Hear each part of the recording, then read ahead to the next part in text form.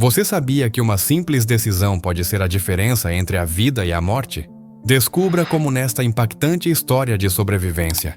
Em 12 de agosto de 1985, o voo 123 da Japan Airlines tornou-se uma das maiores catástrofes aéreas da história, com 524 pessoas a bordo. Yumi Oi, uma comissária de bordo de 26 anos, estava entre os passageiros, viajando em seu dia de folga para visitar sua família. Enquanto o avião Boeing 747-SR estava lotado devido à alta temporada de férias Obon, os passageiros, incluindo celebridades como Kyo Sakamoto e turistas de diversos países, acomodavam-se em um espaço apertado e sobrecarregado. Antes da decolagem, o capitão Masami Takahama, um piloto experiente com mais de 12.000 horas de voo, junto com o Taka Sasaki e o engenheiro de voo Hiroshi Fukuda, completaram as verificações padrão da aeronave sem detectar irregularidades. O Boeing 747 era considerado um gigante robusto e confiável, com um histórico de 11 anos de operações seguras e mais de 19.000 ciclos de decolagem e aterrissagem. No entanto, um detalhe oculto em seu histórico logo emergiu com consequências desastrosas. Durante o voo, enquanto os comissários de bordo conduziam as demonstrações de segurança, Yumi, já familiarizada com os procedimentos, recostou-se em seu assento com pensamentos reconfortantes sobre o reencontro com sua família. No entanto, sua tranquilidade foi interrompida por um impacto devastador que reduziu o avião a destroços e mudou a vida de muitos. Este vídeo documentará não apenas a cronologia fatídica deste voo, mas também revelará a última fotografia tirada a bordo e reconstruirá as últimas palavras gravadas na caixa preta do avião. As imagens podem ser fortes e perturbadoras. Recomenda-se discrição aos espectadores. Foi este acidente simplesmente uma tragédia ou algo que poderia ter sido evitado? Descobrir o que realmente aconteceu e explorar as controvérsias em torno deste evento trágico nos obriga a questionar as implicações da segurança na aviação moderna. No vibrante céu sobre Tóquio, um Boeing 747 enfrentou, apenas 12 minutos após sua decolagem, um grave problema técnico resultante de uma reparação inadequada anos antes. Durante um pouso complicado, 7 anos antes, o avião havia impactado a pista com sua cauda, danificando gravemente o fuselagem e o anteparo de pressão traseiro.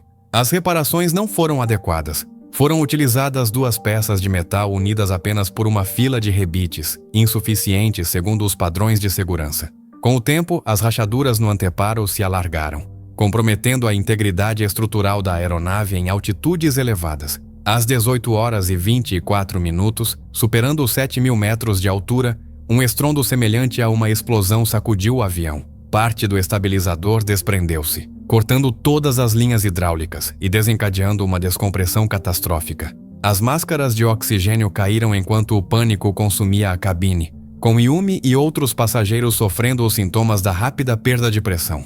Parte do fuselagem revelava o céu através de fissuras grotescas. O capitão Takahama e a tripulação lutavam para manter a calma, conscientes de que a vida de mais de 500 passageiros estava em jogo.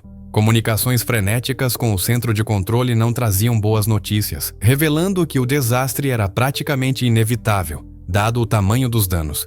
Seguiu-se um esforço desesperado e controverso para lidar com uma situação que estava além do limite de qualquer protocolo padrão de emergência. O avião danificado sobrevoava a Baía de Sagami quando Masami Takahama solicitou permissão para retornar ao aeroporto de Haneda ou, alternativamente, realizar um pouso de emergência na ilha de Oshima. O controlador permitiu que o avião virasse à direita para executar a manobra. No entanto, os controles não respondiam e o avião tornou-se incontrolável.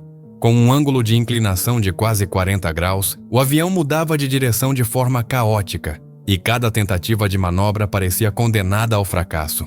Às 18 horas e 27 minutos, o engenheiro de voo relatou que a pressão hidráulica continuava caindo. Os pilotos, perdendo não apenas o controle do avião, mas também de si mesmos, respondiam de maneira confusa às perguntas do controlador de voo. Suspeita-se que provavelmente não haviam colocado as máscaras de oxigênio, apesar das instruções do engenheiro de voo.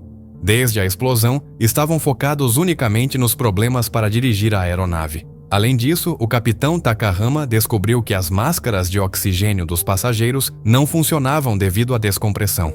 Às 18 horas e 40 minutos, em uma tentativa desesperada de estabilizar a situação, O capitão Takahama ordenou baixar o trem de pouso, o que teve sucesso limitado. O avião começou a voar em loop e desceu para uma altitude crítica enquanto sobrevoava Otsuki. Enquanto isso, Yumi e outra comissária acalmavam os passageiros, instruindo-os sobre como se preparar para um pouso de emergência. As pessoas choravam e escreviam mensagens para seus entes queridos. Com o oxigênio de sua máscara esgotado e as pessoas ao seu redor desmaiando, Yumi enfrentava a possibilidade de que o fim estivesse próximo. As últimas palavras capturadas pelo gravador de dados de voo foram do capitão dizendo "It's the end".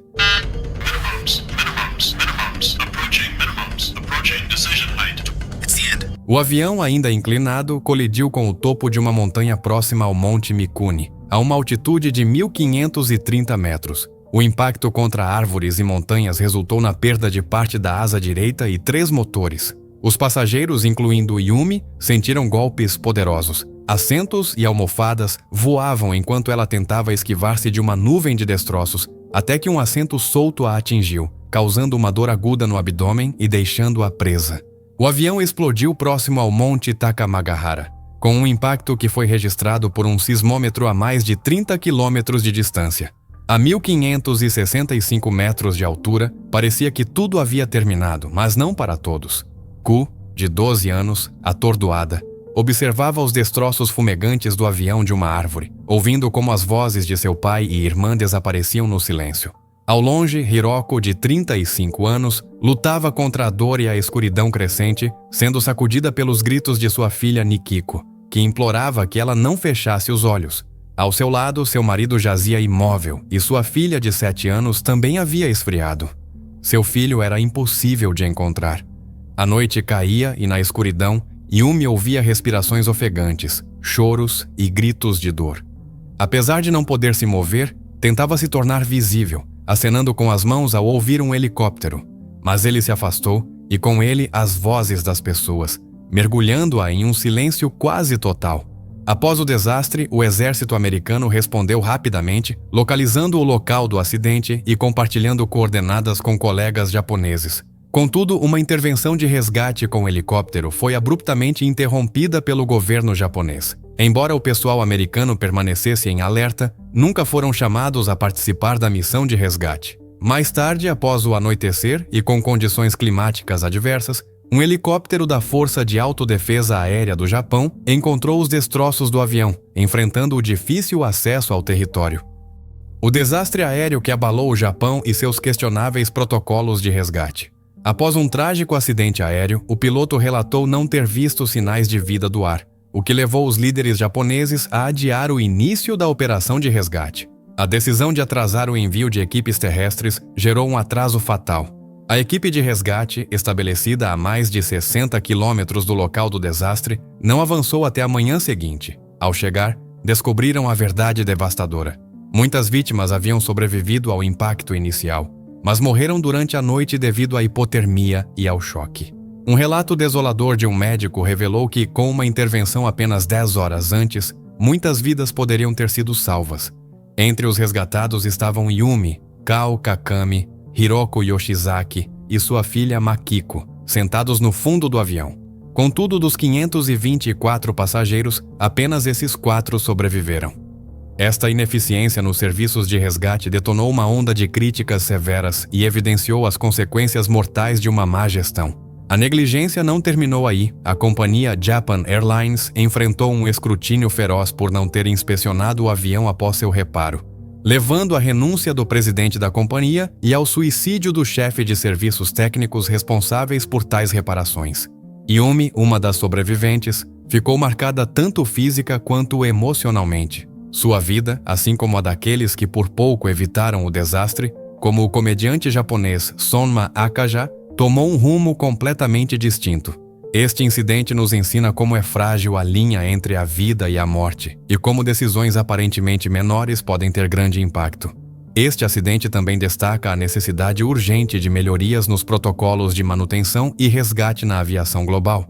Mesmo 3 décadas depois, os ensinamentos dessa tragédia ainda ressoam, exigindo maior responsabilidade por parte das companhias aéreas. Qualquer negligência no setor pode transformar pequenas falhas em desastres catastróficos, sublinhando a importância de garantir que cada avião seja seguro antes de decolar. Espero que tenham gostado desta viagem espetacular. Subscrevam e não percam o nosso próximo vídeo. Até a próxima!